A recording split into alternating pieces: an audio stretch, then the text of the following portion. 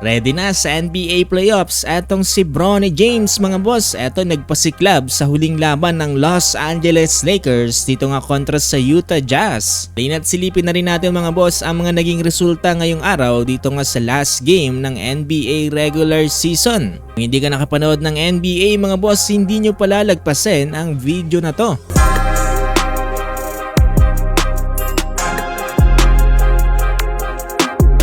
So ngayong araw na nga mga boss ang huling laban ng NBA regular season at ngayon na rin magkakaalaman kung saan nga ba mapupunta sa standing ang mga NBA teams. Unahin na natin mga boss ang naging laban ng Jazz kontra nga dito sa Los Angeles Lakers.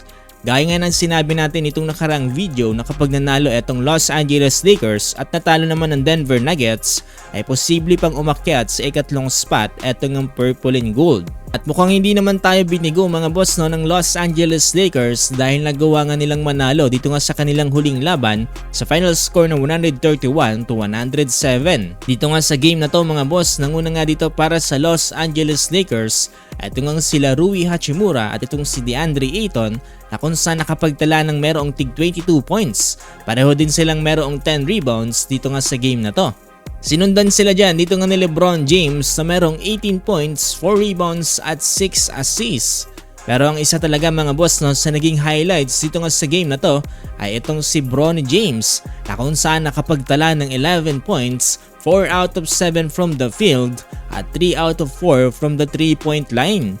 Nakapagtala din ng 1 rebound at 4 assists itong si Bronny at merong positive 13 sa plus and minus. Talagang hinahanda na si Bronny mga boss dito nga para sa NBA playoffs. Pero kahit magawang manalo ng Los Angeles Lakers dito naman sa magiging laban ng Denver Nuggets kontra nga dito sa San Antonio Spurs, yung tagumpay na mananalo dito ang Denver Nuggets ay mananatili pa rin sila dito nga sa ikatlong spot dito nga sa NBA regular season.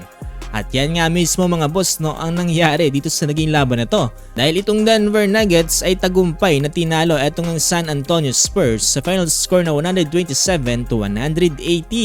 Yan ay sa kabila ng hindi paglalaro ni Victor Wembanyama dito nga para sa San Antonio Spurs. Ang una nga dito para sa Denver Nuggets itong si Julius Randle with 25 points, 6 rebounds at 3 assists. Sinusundan ni The Joker Nikola Jokic with 23 points, 8 rebounds at 1 assist. Dahil nga sa pagkakapanalo ngayon dito nga ng Denver Nuggets ay sigurado na sila ang nasa ikatlong spot at nasa ika-4 na spot naman itong ang Los Angeles Lakers. Sa kabilang banda nagawa namang matalo ng Los Angeles Clippers itong ang Golden State Warriors sa final score na 115-110.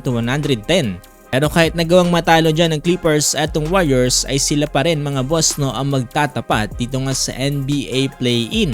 Samantalang etong Portland naman mga boss ay makakalaban etong Phoenix Suns. Ayun mga boss, huwag niyong kakalimutang i-follow itong ating page para ma-discuss natin itong NBA playoff bracket kung sino-sino nga ba ang mga teams na magtatapat.